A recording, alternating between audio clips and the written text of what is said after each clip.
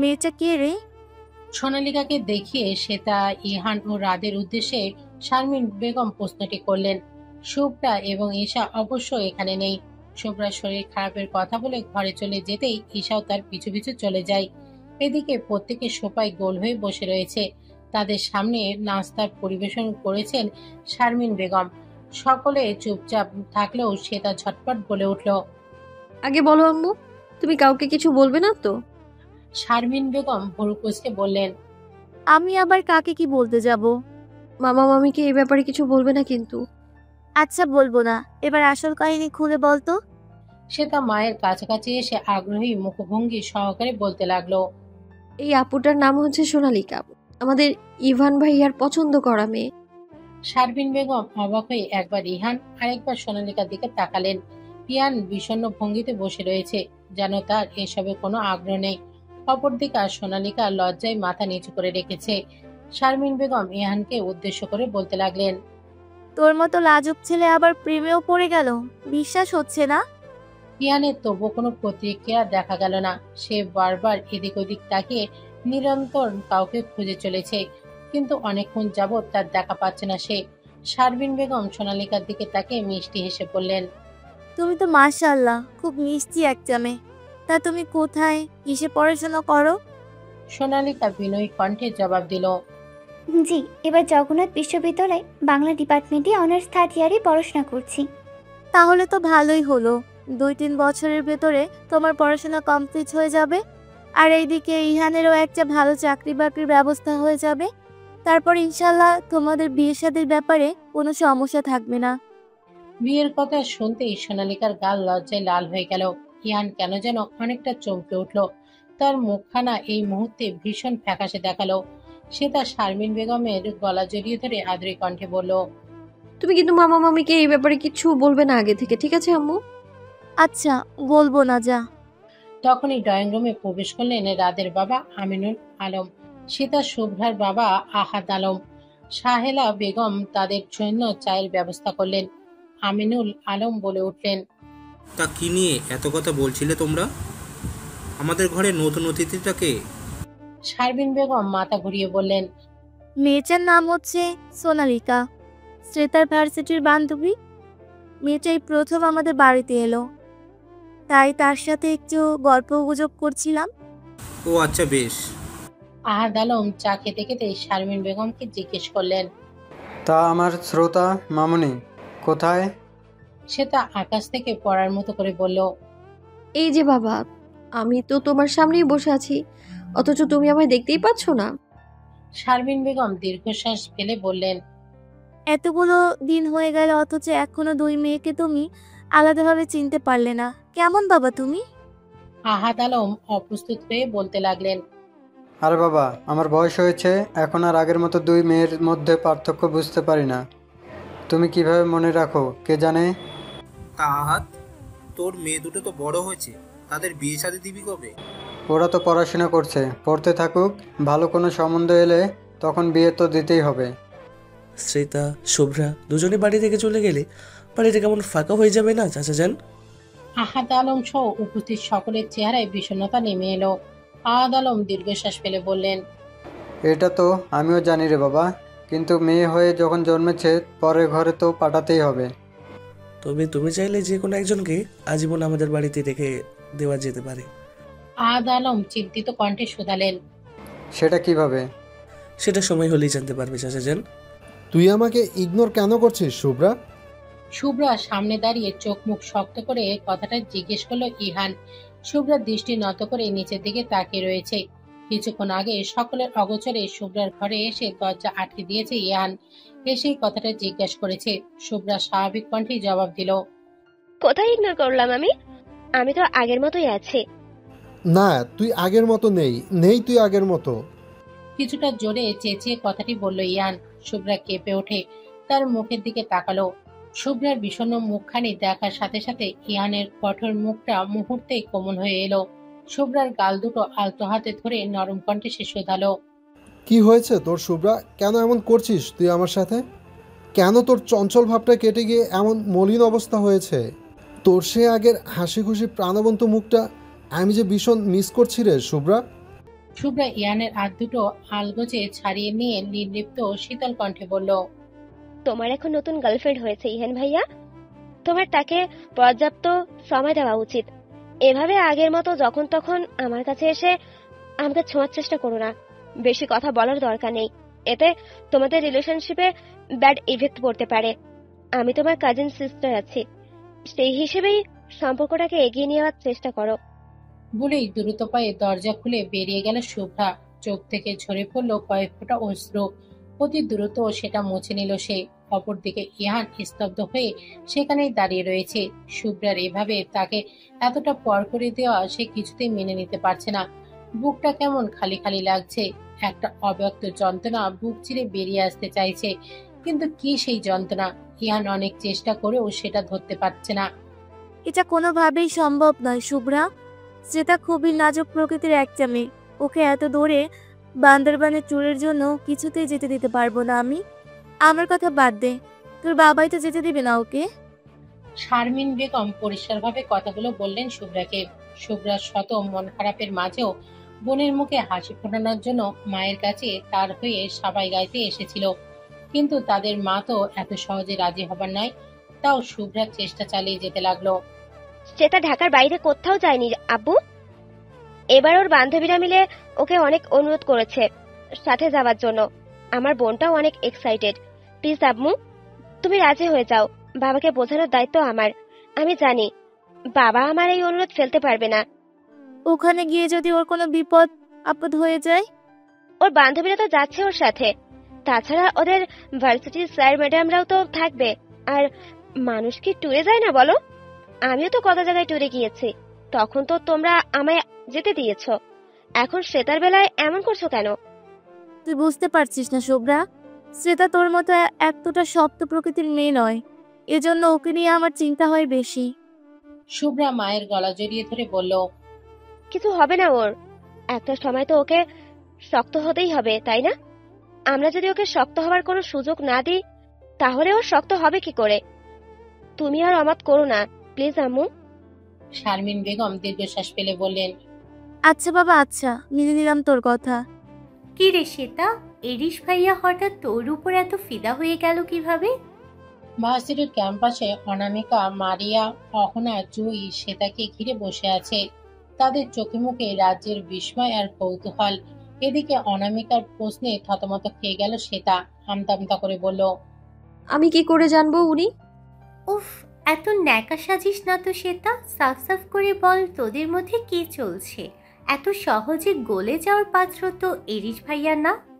তোরা যে যাই বলিস, সেদিন এরিশ ভাইয়া শ্বেতাকে নিয়ে ওভাবে রোম্যান্টিক বল ডান্স করা, সবার সামনে নিজের বাবা আর ফুপির মতের বিরুদ্ধে গিয়ে তাকে ভালোবাসি বলে বিয়ে করার কথা বলা, সবশেষে ওই নীলিমা মেয়েটাকে থাপ্পড় মেরে শ্বেতাকে আগলে নেওয়া, এই বিষয়গুলো কিন্তু আমার জোশ লেগেছে।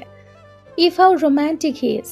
আমি ভাবতেই পারছি না এরিশ ভাইয়ের মতো শক্তপোক্ত গম্ভীর আর রাগী একটা মানুষের ভেতরেও কিভাবে এমন রোম্যান্টিক একটা হিরো থাকতে পারে। আগে জানলে আমি তার প্রেমে পড়ে যেতাম। শ্বেতা মুখ ভেঙচি কেটে মনে মনে বলল, তোরা তো শুধু ওনার রোমান্টিক দিকটাই দেখেছিস। ওনার সাইকোগিরিটা যদি একবার দেখতে পেতিস তাহলে ক্রাশ খাওয়ার বদলে ভয়ে জমে যেতিস। জুই বিভোর হয়ে এক গালে দুই হাত একসাথে দিয়ে বলল, ইস অহনা, তোর কথা শুনে তো আমারই এরিশ ভাইয়ের প্রেমে পড়ে যেতে ইচ্ছে করছে।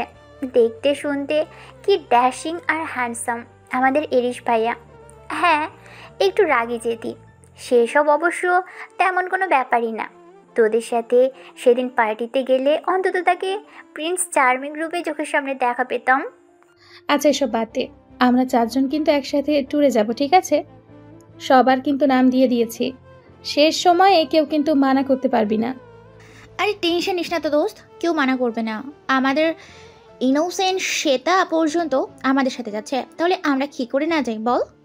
এবার ট্যুরে খুব মজা হবে, তাই না রে? Excuse me. হঠাৎই একটা অচেনা ছেলের কণ্ঠস্বর শুনে শ্বেতারা সবাই চমকে তার দিকে তাকালো। উজ্জ্বল শ্যামলা বর্ণের বেশ লম্বা চওড়া একটা যুবক তাদের সামনে দাঁড়িয়ে আছে। তাদের দুই সাইডে একটা ব্যাগ ঝুলানো। অহনা ভ্রুকুচকে জিজ্ঞেস করলো, জি, কে আপনি? কি চাই? ছেলেটি আলতো হেসে শ্বেতার দিকে তাকিয়ে বলল, আমার ওনার সাথে একটু কথা ছিল। সবাই অবাক হয়ে শ্বেতার দিকে তাকালো। অপরদিকে শ্বেতা চমকে উঠে ছেলেটার দিকে তাকালো। মুহূর্তেই ভয়ে জমে গিয়ে আশেপাশে একবার নজর পড়ালো সে। কোথায় না জানি অ্যারিস আর তার গুপ্তচর ঘাপটি মেরে বসে আছে। কে জানে সে কোনো ছেলের সাথে কথা বলেছে শুনলে ছেলেটার সাথে সাথে তারও 12টা বাজাবে অ্যারিস। শ্বেতা উঠে দাঁড়িয়ে ভয় জড়ানো কণ্ঠে বলল, দেখুন, আমাকে ক্লাসে যেতে হবে। তাছাড়া আপনাকে আমি চিনি না, আর অচেনা কারোর সাথে আমি কথা বলতে আগ্রহী নই। বলেই শ্বেতা দ্রুত ব্যাগ নিয়ে চলে যেতে নিলেই ছেলেটি তার সামনে এসে দাঁড়ালো। মৃদু হেসে বলল, আরে আমাকে এত ভয় পাচ্ছেন কেন মিস? আমি কি আপনাকে খেয়ে ফেলবো? জাস্ট একটু কথা বলে চলে যাব। শ্বেতা মাথা নত করে নিচু স্বরে বলল, যা বলবেন তাড়াতাড়ি বলুন প্লিজ। আমার নাম সাইমন, সাইমন সাদিফ। এই ভার্সিটিতে ফিজিক্স ডিপার্টমেন্টে সেকেন্ড ইয়ারে পড়াশোনা করছি। এই 2 বছর পর্যন্ত অনার্সে আমি কোনো মেয়ের বান্ধবী বানাইনি, কিন্তু আপনাকে দেখার পর কেন যেন ফ্রেন্ডশিপ করতে ইচ্ছে হলো। আমরা কি বন্ধু হতে পারি? শ্বেতা কিছু বলার আগেই পেছন থেকে একটি গমগমে শীতল কণ্ঠে স্বর ভেসে উঠল, এত মেয়ে থাকতে তোর ওই মেয়ের সাথে কেনই ফ্রেন্ডশিপ করতে হবে? কি আছে ওর মাঝে যা তোকে ওর প্রতি আকৃষ্ট করেছে? শ্বেতা আর সাইমন দুজনেই পেছনে তাকিয়ে দেখলো অ্যারিসের রাগী চোখ মুখ শক্ত করে তার দলবল নিয়ে দাঁড়িয়ে রয়েছে। মুহূর্তেই ভয়ে জমে গেল শ্বেতা। অনারাও একপাশে দাঁড়িয়ে ঘটনা দেখতে লাগলো। এদিকে অ্যারিস এগিয়ে এসে সাইমনকে এক ধাক্কা দিয়ে মাটিতে ফেলে দিল। সাইমন উঠে দাঁড়িয়ে অ্যারিসের মুখোমুখি হয়ে শক্ত কণ্ঠে বলল, কে আপনি মিস্টার? এভাবে তুই তুকারি করতেছেন কেন? আর আমাকে ধাক্কা দিলেন কেন? হ্যারিস অদ্ভুতভাবে হেসে তড়িৎ বেগে সাইমনের মুখের ওপর কয়েকটা ঘুষি বসালো। মুহূর্তেই ক্যাম্পাসের অবস্থানত স্টুডেন্টরা জড়ো হয়ে ঘটনা দেখতে লাগলো, কিন্তু কেউ হ্যারিসকে কিছু বলার সাহস পেল না। সাইমনের নাক মুখ দিয়ে অঝরে রক্ত বের হতে লাগলো। হ্যারিস এর পরেও তাকে মাটিতে ফেলে মারতে মারতে দাঁতের দাঁত চেপে চিবিয়ে চিবিয়ে বলতে লাগলো, এই ভার্সিটিতে 2 বছর ধরে পড়ছিস, অথচ এরিসকে চিনছিস না। এটা কি করে হতে পারে বল? কে পাঠিয়েছে তোকে? সত্যি করে বল। সাইমনের চোখে মুখে এবার ভয় দেখা গেল। সে হাত জোর করে হ্যারিসের কাছে মিনতি করে বলতে লাগলো, আমাকে কেউ পাঠায়নি এশির ভাই, আমি ভুল করে ফেলেছি, দয়া করে আমাকে মাফ করে দিন। হ্যারিস সাইমনের কলার ধরে অগ্নিদৃষ্টিতে তার দিকে তাকিয়ে বলতে লাগলো, তুই এমন এক ভুল করেছিস যার কোনো ক্ষমা হয় না। তুই আমার কলিজার দিকে চোখ দিয়েছিস, ব্লাডি বাস্টার্ড। ওর দিকে কেউ চোখ দিলে আমি তাকে ভস্ম করে ফেলবো। বলে হ্যারিস আবারও মারতে লাগলো ছেলেটাকে। এবার অবস্থা বেশি খারাপ দেখে হ্যারিসের বন্ধুরা অনেক কষ্ট করে তাকে থামালো। সাইমনকে কয়েকজন স্টুডেন্ট মিলে হাসপাতালে নিয়ে গেল। এদিকে হ্যারিস কোনো দিকে না তাকিয়ে রাগে কাঁপতে কাঁপতে ভয়ে জমে যাওয়া শ্বেতাকে টেনে বাইরে নিয়ে যেতে লাগলো। কেমিস্ট্রি ডিপার্টমেন্টের 3 তলায় দাঁড়িয়ে শাওন মির্জা সিগারেট টানতে টানতে এতক্ষণ ধরে ঘটনার সমস্ত কাহিনী দেখছিল। তার মুখে ঝুলে আছে একটি ক্রুর ফিসেল হাসি। সায়নের বন্ধু অন্তু তাকে জিজ্ঞেস করলো, সাইমন ছেলেটাকে তুই শ্বেতার কাছে পাঠিয়েছিলি তাই না? সায়ন শয়তানি হাসি হেসে বলল, এই তো আমার বন্ধু, সব বুঝে গেছিস। কিন্তু তুই ওকে ওর কাছে কেন পাঠিয়েছিলি? সায়ন সিগারেটে একটা সুখ টান দিয়ে বলল, এরিসের দুর্বলতা আমি টের পেয়ে গেছি, তাও পুরোপুরি নিশ্চিত হতে ইচ্ছে করেই এমনটা করেছি। দেখতে চেয়েছিলাম এরিস শ্রেতার জন্য জেলাসিতে কি করতে পারে। And my mission is successful. এখন দেখবি কিভাবে আমি এরিসের দুর্বলতা ধরে ওরা শ্রেতার ওপর প্রতিশোধ নিই। বলে নাক মুখ দিয়ে সিগারেটের ধোঁয়া ছাড়তে ছাড়তে পৈশাচিক কট্টা হাসিতে ফেটে পড়ল সায়ন। এরিস প্লিজ ছাড়ুন আমায়। কথাটা শেষ করার আগেই নিজের কলার বোনের তীব্র একটা যন্ত্রণা অনুভব করল শ্বেতা। শ্বেতার কলার বোনের নরম তুলতুলে মাংস পেশিতে প্রচন্ড জোরে একটা কামড় বসিয়ে দিল অ্যারিস। শ্বেতা চিৎকার করতে নিতেই অ্যারিস অন্য হাত দিয়ে তার মুখ চেপে ধরল। অ্যারিসের হাতের উল্টো পিঠ বেয়ে শ্বেতার চোখের অশ্রু গড়িয়ে পড়তে লাগলো। বেশ অনেকক্ষণ পরে শ্বেতার কলার বোন থেকে মুখ নিয়ে আসলো অ্যারিস। এক হাতের উল্টো পিঠ দিয়ে নিজের ঠোঁটে লেগে থাকা রক্ত মুছে নিল সে। এদিকে শ্বেতার ক্ষত স্থান থেকে রক্ত গড়িয়ে পড়ছে। শ্বেতা নিজের 2 হাত দিয়ে মুখ ঢেকে ফুপিয়ে ফুপিয়ে কাঁদছে। অথচ অ্যারিসের এই মুহূর্তে তার দিকে বিন্দুমাত্র করুণ অনুভূতি হলো না। শ্বেতার দিকে রক্তচক্ষু নিয়ে তাকিয়ে থেকেই অ্যারিস বজ্রকণ্ঠে বলে উঠল, নিষেধ করেছিলাম না তোমায় অন্য কোনো ছেলের সাথে কথা না বলতে? তাদের থেকে শত হাত দূরে থাকতে বলেছিলাম না? হ্যারিসের প্রচন্ড জোরে ধমকে কেঁপে উঠল শ্বেতা। কান্না থামিয়ে কিছু একটা বলতে চাইলো, কিন্তু ফোপানোর জন্য কিছুই বলতে পারল না সে। হ্যারিস শ্বেতার দুই বাহু ঝাঁকে তার মুখের কাছে মুখ নিয়ে হিসিয়ে স্বরে বলতে লাগলো, তোমার সামান্য কিছু ভাগ্য আমি কাউকে দিতে রাজি নই। সেটা হোক তোমার ঘৃণা, ভালোবাসা, মনোযোগ কিংবা তোমার প্রতি অন্য কারো মুগ্ধতা। You are everything is mine and you are only mine. My one and only addiction Shreta Mubashira. Ihan, এই বেটা ইহান, শুনতে পাচ্ছিস আমার কথা? রোহানের তিক্ত কণ্ঠের ধমকে সম্বিত ফিরে পায় ইহান। এতক্ষণ গভীর ভাবনায় নিমজ্জিত হয়েছিল সে। ভাবনার কারণটা একমাত্র শুভ্রা। ইদানিং সর্বক্ষণ মেয়েটার মন মস্তিষ্ক জুড়ে এক ষষ্ঠ আধিপত্য বিস্তার করে যাচ্ছে। কোনো কাজেই ঠিকমতো মনোযোগী বসাতে পারছে না সে। ইহান বিরক্তি হয়ে রোহানের উদ্দেশ্যে বলল, এভাবে ঘোড়ার মতো চেঁচাচ্ছিস কেন? চেঁচাচ্ছি কি আর সাথে? এতক্ষণ ধরে আমি এত বকবক করে যাচ্ছি, অথচ তোর কোনো অ্যাটেনশন পাচ্ছি না।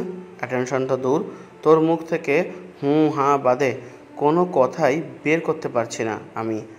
এভাবে বোবার মতো রেস্টুরেন্টে বসে থাকতে পারবো না আমি। রোহান আর ইহান বর্তমানে ধানমন্ডির একটি 5 তারকা রেস্টুরেন্টে বসে রয়েছে। রোহানকে ইহানকে ধরে বেঁধে নিয়ে এসেছে। ইহান নিজেও জানে না, অনেক প্রশ্ন করেও কোনো উত্তর পায়নি, তাই নিজের মতো করেই চুপ করে রয়েছে। রোহান মূলত সোনালিকার ভার্সিটির সিনিয়র ভাই, সেই সাথে দূরসম্পর্কের কাজিনরা। আর রোহান হলো ইহানের কলেজ লাইফের ফ্রেন্ড। মূলত রোহানের মাধ্যমে ইহানের সোনালিকার সাথে পরিচয় হয়ে পরবর্তীতে বন্ধুত্ব এবং সর্বশেষ প্রেম হয়। শুধু শুধু আমাকে রেস্টুরেন্টে এনে বসিয়ে রেখেছিস। কাজের কোনো কথা থাকলে বল, না হলে আমি বেরিয়ে যাচ্ছি। রোহানকে কোনো কথা বলার সুযোগ না দিয়ে ইহান বেরিয়ে যাচ্ছিল। তখনই তার দৃষ্টির সামনে থেকে এগিয়ে এগিয়ে আসা দুইজন রমণীর দিকে আটকে যায়। দুজন বললে ভুল হবে, এক রমণীর পানে প্রবল মুগ্ধ নয়নে তাকিয়ে থাকে সে। Blue colour half silk jamdani sari পরিহিত শুভ্রা এবং ব্ল্যাক কালার জর্জের শাড়ি পরিহিত সোনালিকা এসে ইহান আর রোহানের টেবিলের সামনে দাঁড়ালো। দুজনকে অপরূপ সুন্দরী লাগছে, তবে ইহানের দৃষ্টি আটকে আছে নীলে নীলাম্বরিত সাজে সজ্জিতা লজ্জাবতী শুভ্রার দিকে। তার চোখের পলক যেন পড়ছেই না, দৃষ্টি জুড়ে সীমাহীন মুগ্ধতা বিরাজ করছে। তবে সে ছাড়াও আরো এক জোড়া দৃষ্টি যে শুভ্রার পানে এক দৃষ্টিতে তাকিয়ে রয়েছে, সেটা দৃষ্টিগোচর হলো না ইহানের। অপরদিকে সোনালিকা বারবার ইহানের দৃষ্টি আকর্ষণের চেষ্টা করে যাচ্ছে। তার মুখে লাজুক আভা আর হাসি বিরাজ করছে, অথচ ইহানের সেদিকে কোনো খেয়াল নেই। ইহান, ইহান! সোনালিকা জোর গলায় বলা চিৎকারে সম্বিত ফিরে পেল ইহান। সোনালিকার দিকে দৃষ্টি ফিরিয়ে সে জিজ্ঞেস করলো, কি হয়েছে? আমি শাড়ি পরে সেজে গুজে এত কষ্ট করে তোমার সামনে আসলাম, অথচ তুমি একটা বারও আমার দিকে তাকালে না। কি হয়েছে তোমার? এত আনমনা হয়ে আছো কেন? ইহান একটা দীর্ঘশ্বাস ফেলে কাউচে বসতে বসতে বলল, কিছুই হয়নি, জাস্ট এমনি মুড ভালো ছিল না। তারপর সোনালিকা আর শুভ্রার দিকে একবার তাকিয়ে ইহান জিজ্ঞেস করলো, তা দুজন হঠাৎ শাড়ি পরেছ, ব্যাপার কি? আর আমি যে এখানে আছি তা জানলে কি করে?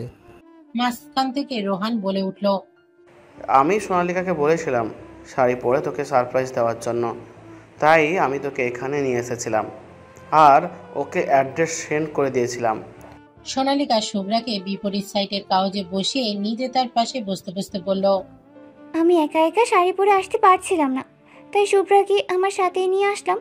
ও প্রথমে কিছুতেই আসতে চাইছিল না, আমি অনেক বলে কই জোর করে নিয়ে এসেছি। তাছাড়া আমি প্রথম দিন থেকেই খেয়াল করেছিলাম শুভ্রা কিছু একটা নিয়ে আপসেট হয়ে আছে, তাই ওর মন ভালো করতে এই কাজ করা। রোহান উচ্ছ্বসিত হয়ে বলে উঠল, খুব ভালো করেছিস সোনালি, এরকম সুন্দরী একজন নন্দিনী থাকলে তোর আবার টেনশন কিসের? রোহান এরপর শুভ্রাকে উদ্দেশ্য করে হাসি মুখে বলে উঠল, তা আমার বেষ্টুর সুন্দরী নন্দিনী, আপনার নাম্বারটা কি জানতে পারি? শুভ্রা একবার মাথা তুলে রোহানকে দেখে নিল। পরক্ষণে খেয়াল করলো ইহান তীক্ষ্ণ দৃষ্টিতে রোহানের দিকে তাকিয়ে রয়েছে।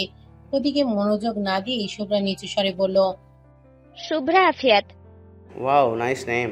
যেমন সুন্দর আপনি তেমনি সুন্দর আপনার নাম। বাই দ্য ওয়ে, আমার নাম রোহান খন্দকার। আপনি আমাকে রোহান বলেই রাখতে পারেন। আর আমরা তো প্রায় সেম এজ, সো একে অপরকে তুমি বলতেই ডাকতে পারো। ইহানের কেন জানি না রোহানের প্রতি প্রচন্ড বিরক্তি সৃষ্টি হচ্ছে। ক্রমশ মেজাজ বিগড়ে যাচ্ছে তার। রোহানের উদ্দেশ্যে ঝাঁঝালো কণ্ঠে বলে উঠল, তোর গায়ে পড়া স্বভাব আর গেল না, তাই না রোহান? মানে মেয়ে দেখলে এরকম ফ্লার্ট করতে হবে? মাত্র কিছুক্ষণ হলো শুভ্রার সাথে দেখা হলো, এর মধ্যে এত ক্লোজ হওয়ার কি আছে বুঝলাম না। সোনালিকা প্রতিবাদ করে বলল, উফ, তোমার সমস্যা কি বলো তো ইহান? ওরা পরিচিত হচ্ছে, হয়নিক, ওদের মধ্যে ফ্রেন্ডশিপ হলে তো ভালোই হয়। ইয়ান কিছু বলতেই যাবে তার আগেই রোহান আগ বাড়িয়ে বলে উঠল, আমার মনে হয় তোদের এখানে প্রাইভেসি থাকা দরকার। আমি আর শুভ্রা এখানে থাকলে কাবাব মে হাড্ডি হয়ে যাব। তার চেয়ে বরং আমরা অন্য পাশে গিয়ে বসি, তোরা এখানে মন খুলে টাইম স্পেন্ড কর। বলেই শুভ্রার সামনে গিয়ে চলো শুভ্রা বলে অন্য পাশে সিটে বসে পড়ল রোহান। শুভ্রা অগত্যা মাথা নিচু করে তার বিপরীত সাইডে গিয়ে বসলো। রোহান নানাভাবে হাসি মুখে শুভ্রার সাথে আলাপ জমানোর চেষ্টা করছে। শুভ্রার অস্বস্তি বোধ করলেও হা হুতে উত্তর দিচ্ছে। ওইদিকে সোনালিকা একের পর এক বকবক করেই যাচ্ছে ইয়ানের সাথে, কিন্তু ইহানের সেদিকে কোনো ভ্রুক্ষেপ নেই। সে তীক্ষ্ণ দৃষ্টিতে আর চোখে বারবার শুভ্রা আর রোহানের দিকে খেয়াল করছে। তার মেজাজ অকারণেই ভীষণ খারাপ হয়ে গেছে, হাত জোড়া মুষ্টিবদ্ধ হয়ে গিয়েছে। ইচ্ছা করছে উঠে গিয়ে রোহানকে একটা চটকানি বসিয়ে দিয়ে শুভ্রাকে নিয়ে বেরিয়ে যেতে, কিন্তু কেন এমন হচ্ছে সে বুঝতে পারছে না। অগত্যা কোনো উপায় না পেয়ে দাঁতে দাঁত চেপে সবকিছু হজম করে নিচ্ছে ইয়ান। রেস্টুরেন্ট থেকে বেরিয়ে একটা পার্কে গেল ইহান, সোনালিকা, রোহান আর শুভ্রা। ইয়ান অবশ্য যেতে চায়নি, কিছু একটার বাহানা দিয়ে বারবার শুভ্রাকে নিয়ে বাড়ি ফিরতে যেতে চাইছিল, কিন্তু রোহান আর সোনালিকা নাছুর বান্দার মতো তাদেরকে জোর করে আটকে রেখেছে। সোনালিকা ইয়ানের হাত ধরে হাঁটলেও ইহানের তীক্ষ্ণ দৃষ্টি বারবার শুভ্রা আর রোহানের দিকেই নিবদ্ধ হচ্ছে। শুভ্রা ধীর পায়ে হাঁটছে আর রোহান তার পাশে হাঁটতে হাঁটতে একের পর এক বকবক করে যাচ্ছে, উদ্দেশ্য শুভ্রার সাথে বন্ডিং ভালো করার। শুভ্রাকে এই মুহূর্তে ইহানের কাছে পরীর মতো সুন্দরী লাগছে।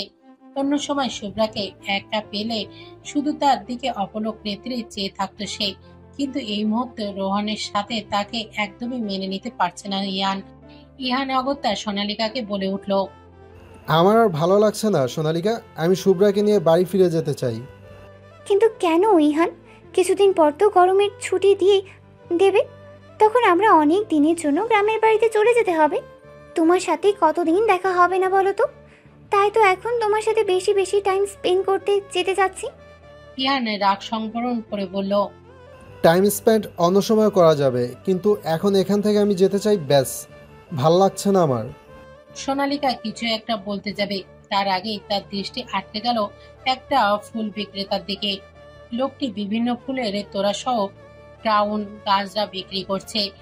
সোনালিকা উচ্ছ্বসিত হয়ে ইহানের কাছে বায়না ধরল, ইহান, আমাকে ফুল আর গাছরা কিনে দাও প্লিজ।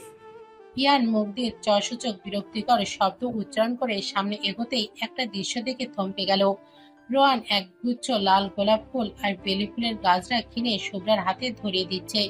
শুধু ধরিয়ে দিয়েই ক্ষান্ত থাকেনি, শুভ্রা কিছু বুঝে ওঠার আগেই গাজরাটা নিজ হাতে শুভ্রার প্রকাণ্ড খোপা করা চুলে গেঁথে দিল, আবার সেই সাথে তার শাড়ির কুচি ঠিক করে দিল। এই দৃশ্য দেখে ইয়ান পুরোপুরি থমকে গেল। সোনালিকা খিলখিল করে হেসে ইয়ানের বাহু ঝাঁকে বলে উঠল, দেখো ইহান, হাউ রোমান্টিক! ইস, ওদের মধ্যে প্রেম হয়ে গেলে একটা সুন্দর জুটি তৈরি হবে, কি বলো? ইয়ানের সোনালিকার কথায় কোনো ধ্যান নেই। তার ভেতরে হঠাৎ করে কেমন যেন তোলপাড় শুরু হয়ে গিয়েছে।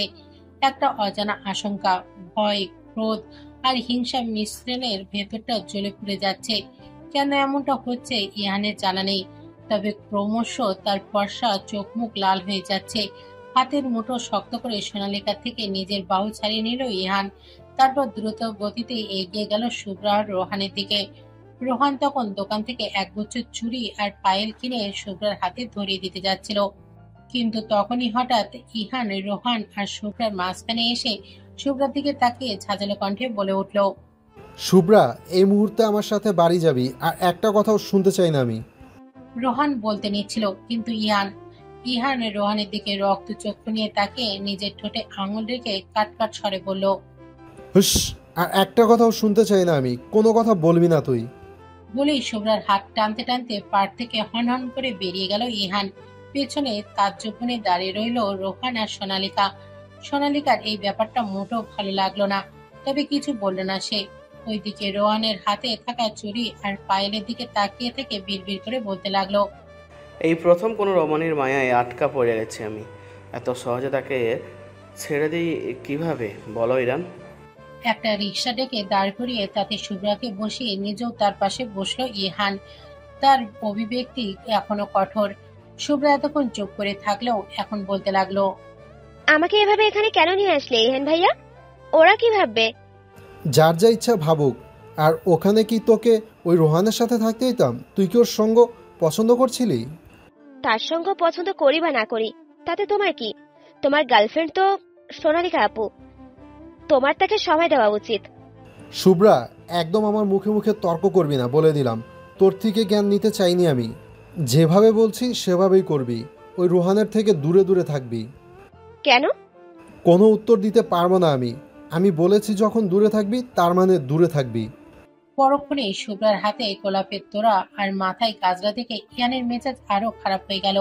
শুভ্রার হাত থেকে তোড়াটা আর খোপা থেকে গাজরাটা একটানে খুলে ফেলে রাস্তায় ফেলে দিল ইহান।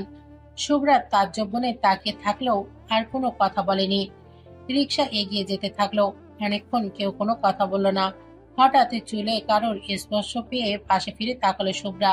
দেখতে পেল ইয়ান অদ্ভুত দৃষ্টিতে তার দিকে তাকিয়ে থেকেই তার সামনে আসা চুলগুলোকে কানে ফুটে গুঁজে দিচ্ছে। তাকে আরো অবাক করে দিয়ে ইহান মোলায়েম স্বরে বলতে লাগলো, শাড়ি পরলে তোকে মারাত্মক সুন্দরী লাগে রে শুভ্রা। এভাবে আমার সামনে কখনো শাড়ি পরিস না। আমার কেমন যেন দম বন্ধ অবস্থা লাগে তোকে শাড়ি পরায় দেখলে। গভীর নিস্তব্ধ রাত, অন্ধকার আকাশে অজস্র নক্ষত্র আর একফালি চাঁদ বিরাজ করছে। মৃদুবন্ত বাতাসে প্রকৃতির মাঝে সেই সতেজতা বিরাজ করছে। রুমের ব্যালকনির সামনে দাঁড়িয়ে সবকিছু একমনে পর্যবেক্ষণ করে যাচ্ছে শ্বেতা। রাত গভীর থেকে গভীরতর হলেও তার চোখে ঘুম নেই, চোখে পানি, চোখেই শুকিয়ে গিয়েছে, বুকটা ভার হয়ে গিয়েছে। আর সারাদিন রুম থেকে বের হয়নি সে। শুভ্রাকে বলে দিয়েছে আর সে রুমে একা থাকতে চায়, তাই শুভ্রাও আর তাকে বিরক্ত করেনি। শ্বেতা যে রুমটাতে বর্তমানে রয়েছে সেটার ব্যালকনির গ্রিলবিহীন। নতুন গ্রিল লাগানোর জন্য 2 দিন হলো আগেরটা খুলে রাখা হয়েছে। হঠাৎ সেদিক থেকে কিছু একটার আওয়াজ ভেসে আসতেই শ্বেতা চমকে নিচে তাকালো। যা দেখলো তাতে একটা চিৎকার করতে গিয়েও দ্রুত গতিতে একবার অবয়বের উপর উঠে এসে শক্ত হাতে তার মুখ চেপে ধরলো। সে তার চোখ বড় বড় করে দেখতে লাগলো সেই প্রিয় চিরচেনা মুখটিকে। হ্যারি সে তার মুখ চেপে ধরেই তাকে নিয়ে রুমে চলে এলো। দরজায় তাকে দেখলো সিটকেনে লাগানো রয়েছে। স্বস্তির নিঃশ্বাস ফেলে সে তাকে বিছানায় ফেলে দিল সে। তারপর ব্যালকনির দরজা লাগিয়ে দিল। সে তা ভয় প্রায় জমে গিয়েছে। উঠে বসে কয়েকটা ঢোক গিলে সে বলল, আপনি এখানে কিভাবে? অ্যারিস সে তার পাশে বসে নির্লিপ্ত ভঙ্গিতে বলতে লাগলো, হ্যাঁ আমি এখানে, তাতে তো অবাক হওয়ার কি আছে? মনে নেই এর আগেও ইসেদের বাসা থেকে তোমাকে ঠিক এভাবে ব্যালকনি টপকে কিডন্যাপ করেছিলাম? শ্বেতা কোনো কথা না বলে ভয়ার্থ দৃষ্টিতে অ্যারিসের পানে তাকিয়ে রইল। হঠাৎ অ্যারিস একটি অবাক করা কাণ্ড করে বসলো। সে তার কোলে মাথা রেখে বিছানায় টানটান হয়ে শুয়ে পড়ল। চোখ জোড়া বন্ধ করে গম্ভীর স্বরে সে তাকে আদেশ করল, মাথায় হাত বুলিয়ে দাও। শ্বেতা বিলম্ব না করে কাঁপা কাঁপা হাতে অ্যারিসের মাথায় হাত বুলিয়ে দিতে লাগলো। নরম পিলব হাতের স্পর্শে অ্যারিস শান্তিতে দু চোখ বুজে রইল। অনেকক্ষণ এভাবে কেটে যাওয়ার পর শ্বেতা সাহস সঞ্চয় করে প্রশ্ন করলো, আপনি হঠাৎ এখানে কেন? তোমাকে ভীষণ দেখতে ইচ্ছে করছিল, তাই চলে আসলাম। আপনি আমার বাসা চিনলেন কি করে? যেখানে গোটা তুমিটাই আমার, সেখানে তোমার বাসা চেনা এমন কি কঠিন ব্যাপার? শ্বেতা হঠাৎ অভিমানী স্বরে বলল, গতকাল আপনি না জেনেই আমার সাথে এমনটা করলেন। আমি ওই ছেলের সাথে কথা বলতে চাইনি, ও নিজেই। হ্যারি চোখ বন্ধ করে শীতল স্বরে বলল, আমি জানি সবটা, কিন্তু অন্য কেউ তোমার দিকে অন্য নজরে তাকাক, কিংবা তুমি যে কোনো কারণে অন্য কারোর সাথে কথা বলো কিংবা সংস্পর্শে আসলে আমার মাথায় রক্ত উঠে যায়। আমি তখন নিজেকে কন্ট্রোল করতে পারি না। শ্বেতা আর কোনো কথা বলল না। হ্যারিস প্রশ্ন করে বসলো, শুনেছি তুমি নাকি ভার্সিটি থেকে সুন্দরবনে ট্যুরে যাবে। তোমার জন্য এই ফার্স্ট আমিও ভার্সিটি থেকে ট্যুরে যাচ্ছি, তবে সাবধান, ওখানে গিয়ে একদম ওড়ার চেষ্টা করবে না বলে দিলাম। আমার নজর কিন্তু সবসময় তোমার উপরেই থাকবে। সে তা ভয়ে জমে গেল। ভেবেছিল ট্যুরে অন্তত শান্তিমতো 2 দিন কাটাবে, সেখানেও নাকি এই লোক সাথে যাবে। কোথায় তাকে একদণ্ড শান্তিও দিবে না মনে হয়। শুনতে পেয়েছো আমি কি বলেছি? অ্যারিশ হঠাৎ উঠে বসে সে তার বাম পাশে জামার ফাঁক দিয়ে কলার বোনটা দেখলো। কামড় দেওয়ার ক্ষত স্থানটায় কালচে বর্ণ ধারণ করে আছে। অ্যারিশ নির্নিমেষে সেদিকে কিছুক্ষণ তাকিয়ে থেকে সেখানে আচমকা একটি চমক খেয়ে বসলো। সে তা কেঁপে উঠে অ্যারিশের শার্টের কলার খামচে ধরল। অ্যারিশ সে তার মুখ পানে গভীর দৃষ্টি নিক্ষেপ করে শান্ত কণ্ঠে বলল, এটা আমার দেওয়া তোমার প্রথম ভালোবাসার ক্ষত চিহ্ন। এটাকে যত্ন করে আগলে রাখবে, কেমন? কখনো মুছে যেতে দিবে না। এই চিহ্ন আমার অনুপস্থিতিতেও আমার স্পর্শ, আমার অধিকার তোমায় সারাক্ষণ মনে করাবে। তারপর অ্যারিশ হঠাৎ ফিসেলে এসে বলল। সে তা অবাক হয়ে জিজ্ঞেস করলো, আমার প্রতি আপনার এসব অধিকার কি অবসেশন নাকি ভালোবাসা? তারপর হঠাৎ সে তার কপালে চুমু খেয়ে ব্যালকনি দিয়ে একইভাবে বেরিয়ে যেতে যেতে অ্যারিশ বলে উঠল, গুড নাইট মাই অ্যাডিকশন। ঘুমিয়ে পড়ো তাড়াতাড়ি। বেশি রাত জেগো না কিন্তু। রাত জাগলে তোমার মায়াবতী চোখ জোড়ায় তৈরি হওয়া ডার্ক সার্কেলগুলোকেও আমার ভীষণ হিংসে হয়।